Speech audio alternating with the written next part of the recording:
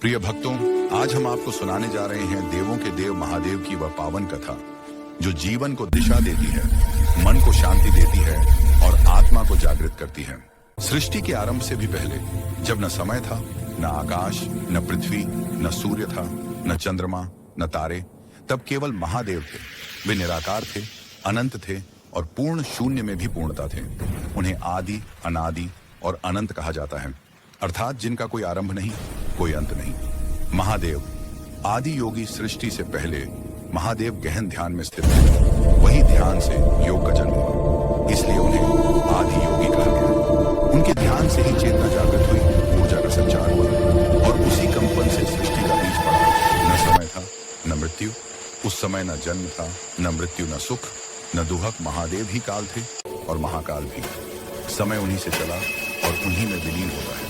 सृष्टि से पहले महादेव एक ऐसा अनंत प्रकाश स्तंभ जिसका न आदि दिखता था न अंत। ब्रह्मा और विष्णु भी उसके छोर को नहीं पा सके। तभी समझा गया कि महादेव ही परम सत्य हैं। सृष्टि की इच्छा जब महादेव ने ध्यान खोला तो उनके भीतर से इच्छा शक्ति प्रकट हुई और उसी क्षण सृष्टि की शुरुआत हुई। उनकी इच्छा से ब्रह्मा उत्पन्न हुए रचना के लिए, विष्णु प्रकट हुए पालन के लिए और स्वयं महादेव बने रहे संहार के साक्षी और संतुलन करता। भावार्थ संदेश महादेव सिखाते हैं, शून्य से मत डरो, मौन में अपार शक्ति है। ध्यान से ही सृष्टि जन्म लेती है। जो स्वयं को जान ले वही महादेव को जान लेता है। एओएम नमः शिवाय। शिव और माता सती का विवाह। माता सती राजा दक्ष की पुत्री थीं। उन्होंने बचपन से ही महादेव को अपना पति मान लिया था। महादेव उस समय तपस्वी, वैरागी और कैलाशवासी थे। न उन्हें राजमहल का आकर्षण था, न वैभव का। राजा दक्ष शिव को योगी और भस्मधारी मानकर उनका अपमान करते थे, लेकिन सती का प्रेम अडिग था। प्रेम और तपस्या। सती ने अपने पिता की इच्छा के विरुद्ध महादेव को ही वर चुना। उनकी सच्ची भक्ति और प्रेम से प्रसन्न होकर भगवान शिव ने विवाह स्वीकार किया। दिव्य विवाह। शिव सती का विवाह हिमालय की पवित्र भूमि पर हुआ। देवता आकाश से पुष्प वर्षा कर रहे थे, आर्षि मुनि मंत्रोच्चार कर रहे थे, कैलाश पर्वत आनंद से गूंज उठा। यह विवाह भक्ति और त्याग का प्रतीक था। भावार्थ संदेश। यह विवाह सिखाता है कि सच्चा प्रेम रूप या वैभव नहीं देखता, भक्ति और विश्वास से ईश्वर भी बन जाते हैं। और त्याग की सबसे करुणामय कथाओं में से एक है दक्ष का यज्ञ। राजा दक्ष प्रजापति माता सती के पिता थे। वे महादेव को एक वैरागी, भस्मधारी और योगी समझकर उनका अपमान करते थे। एक बार दक्ष ने एक भव्य यज्ञ का आयोजन किया जिसमें सभी देवताओं को आमंत्रित किया, परंतु महादेव को जानबूझकर निमंत्रण नहीं दिया। सती का यज्ञ में जाना। माता सती बिना निमंत्रण के ही अपने पिता के यज्ञ में पहुंच गईं। उन्होंने सोचा, पिता का घर है, वहां जाना अपराध नहीं। लेकिन वहां पहुंचकर उन्होंने देखा कि हर ओर शिव की निंदा हो रही है। महादेव का खुला अपमान किया जा रहा है। अपमान और पीड़ा। सती ने अपने पिता दक्ष को समझाने का प्रयास किया, परंतु दक्ष का अहंकार और बढ़ गया। उन्होंने शिव को अपशब्द कहे। अपने पति का ऐसा अपमान सती सहन न कर सकी। सती का त्याग। सती ने कहा, जिस शरीर से मेरे पति का अपमान हो उस शरीर में मैं नहीं रह सकती।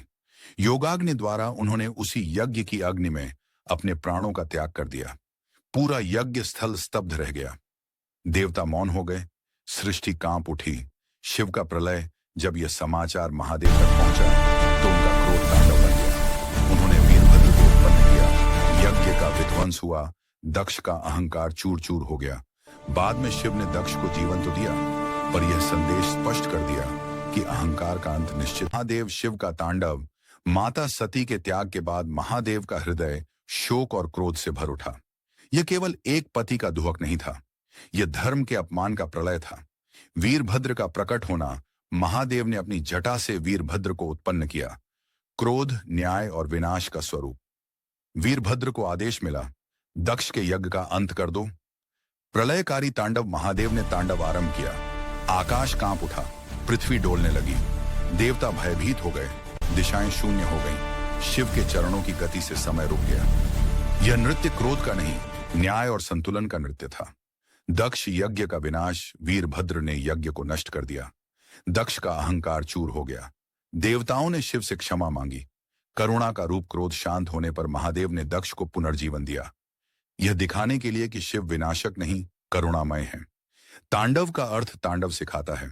अधर्म का अंत निश्चित है, अहंकार का नाश होगा, सत्य की विजय होगी। शिव का तांडव विनाश नहीं, नव सृजन की शुरुआत। सती के त्याग के बाद महादेव गहन वैराग्य में लीन हो गए। सृष्टि शोक में डूब गई, पर प्रेम समाप्त नहीं हुआ, वह पुनर्जन्म लेकर लौटा। पार्वती का जन्म, माता सती ने हिमालय राज और मेनका के घर माता पार्वती के रूप में जन्म लिया।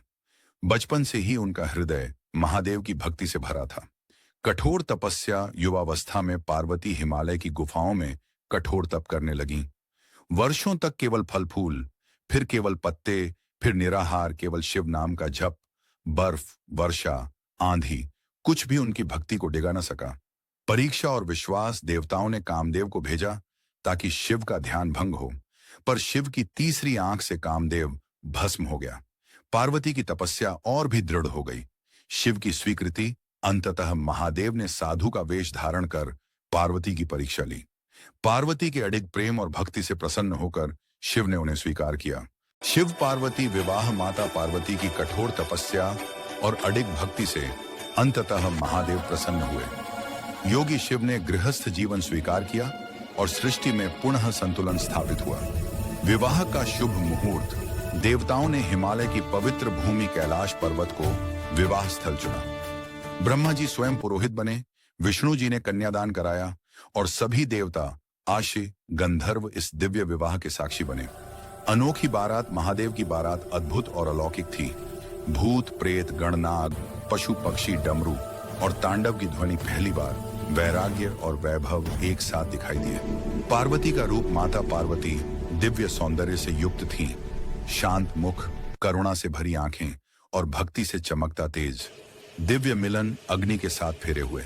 शिव शक्ति का मिलन हुआ, चेतना और ऊर्जा एक हो गए।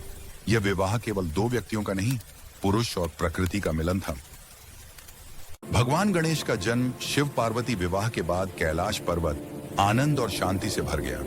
माता पार्वती को एक ऐसे पुत्र की इच्छा हुई जो सदा उनके समीप रहे। गणेश का निर्माण, एक दिन जब महादेव ध्यान में लीन थे, माता पार्वती ने अपने शरीर के उबटन से एक सुंदर बालक की रचना की। उन्होंने उसमें प्राण फूंके और उसे आदेश दिया, जब तक मैं स्नान करूं कोई भीतर न आए। वही बालक बना गणेश। द्वारपाल गणेश बालक गणेश द्वार पर पहरा देने लगे। उसी समय महादेव कैलाश लौटे। अनजान गणेश ने उन्हें रोक दिया। शिव ने प्रवेश चाहा, पर गणेश अपने कर्तव्य पर अडिग रहे। संघर्ष, गणेश ने शिव को अंदर जाने से रोक दिया। क्रोध में आकर महादेव ने अपने त्रिशूल से गणेश का मस्तक काट दिया। पार्वती का विलाप, जब माता पार्वती ने यह देखा तो उनका दुख असहनीय हो गया। उन्होंने सृष्टि नष्ट करने का प्रण ले लिया। पुनर्जीवन, शिव ने तुरंत देवताओं को आदेश दिया कि उत्तर दिशा में पहले जीवित प्राणी का सिर लाया जाए। हाथी का सिर लाया गया। शिव ने उसे गणेश के धड़ पर लगाया और उन्हें पुनर्जीवित किया। वरदान, महादेव ने कहा, आज से गणेश सभी देवताओं में प्रथम पूज्य होंगे। हर शुभ कार्य से पहले गणेश का मस्तक परिवर्तन, यह सीन करुणा, पश्चाताप और दिव्य कृपा का प्रतीक है। पार्वती का क्रोध और शोक, जब माता पार्वती ने अपने पुत्र गणेश को निर्जीव अवस्था में देखा तो उनका शोक प्रलय बन गया। उन्होंने कहा, यदि मेरा पुत्र जीवित नहीं हुआ तो मैं सृष्टि का नाश कर दूंगी। देवता भयभीत हो गए। शिव का पश्चाताप, महादेव को अपने कृत्य का गहरा पश्चाताप हुआ। उन्होंने तुरंत प्रण लिया कि गणेश को पुनः जीवित किया जाएगा। देवताओं को आदेश, शिव ने देवताओं से कहा, उत्तर दिशा में जाओ और जो पहला जीवित प्राणी मिले उसका सिर ले आओ। देवताओं को एक हाथी मिला जो उत्तर दिशा की ओर मुंह करके था। दिव्य परिवर्तन, महादेव ने हाथी का मस्तक गणेश के धड़ पर स्थापित किया। अपने योग बल से उन्होंने उसमें प्राण फूंके। गणेश पुनः जीवित हो उठे, दिव्य तेज से युक्त। वरदान और सम्मान, महादेव ने कहा, आज से तुम विघ्नहर्ता कहलाओगे। सभी देवताओं से पहले तुम्हारी पूजा होगी। देवताओं ने गणेश को नमन किया। देव दानव संघर्ष, एक समय देवता अपनी शक्ति खो चुके थे और दानव बलवान हो गए थे। देवताओं को अमृत की आवश्यकता थी ताकि वे फिर से शक्तिशाली बन सकें। तब भगवान विष्णु की सलाह से देवताओं और दानवों ने समुद्र मंथन का निश्चय किया। मंथन की तैयारी, मंदराचल पर्वत को मथानी बनाया गया वासुकी नाग को रस्सी देवता एक ओर, दानव दूसरी ओर समुद्र मंथन आरंभ हुआ। भयानक विष का प्रकट होना। मंथन के दौरान सबसे पहले निकला हलाहल विष। वह विष इतना भयंकर था कि उसके प्रभाव से तीनों लोग जलने लगे। देवता और दानव भय से कांप उठे।